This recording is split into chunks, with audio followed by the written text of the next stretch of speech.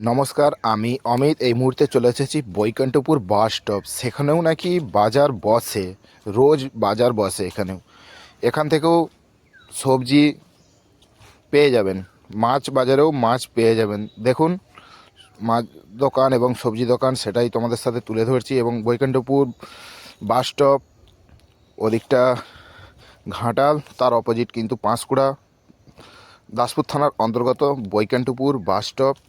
এখানেও প্রতিদিন বাজার বসে। সবাই আসুন বৈকুণ্ঠপুর বাস স্টপ।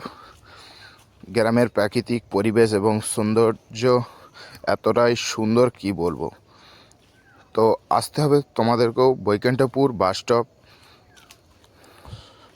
গ্রামীণ অঞ্চলেও কিন্তু খুবই সুন্দরভাবে সেজে উঠেছে। এখানেও প্রচণ্ড ভিড় দুদিকেই বাজার করার, সেটাই তোমাদের সাথে শেয়ার করছি।